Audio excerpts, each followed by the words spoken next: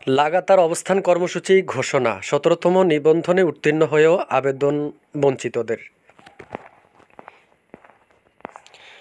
বিশেষ গণবিজ্ঞপ্তির মাধ্যমে একবার আবেদনের সুযোগের দাবিতে লাগাতার অবস্থান কর্মসূচির ডাক দিয়েছেন ১৭তম শিক্ষক নিবন্ধন উত্তীর্ণ হয়েও আবেদন বঞ্চিত ৭৩৯ জন প্রার্থী। আগামী সোমবার ২৪শে জুন থেকে এই কর্মসূচি পালন শুরু হবে।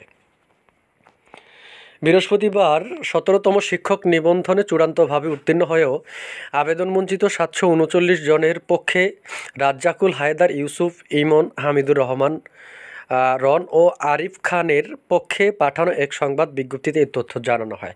ভুক্তভোগীদের পাঠানো বিবৃতিতে বলা হয়েছে, পঞ্চম গণবিজ্ঞপ্তিতে ১৭তম নিবন্ধনের ৭৩৯ জন প্রার্থীকে আবেদন বঞ্চিত করায় এবং দ্রুত বিশেষ গণবিজ্ঞপ্তির মাধ্যমে একটিবার আবেদনের সুযোগ দেওয়ার দাবিতে লাগাতার অবস্থান কর্মসূচি পালন করা হবে।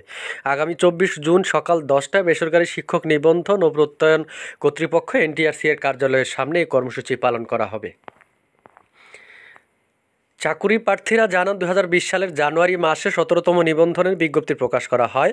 প্রিলি, রিটেন ও ভাইবার পর চূড়ান্ত ফল প্রকাশিত হয় গত বছরের ২৮ ডিসেম্বর।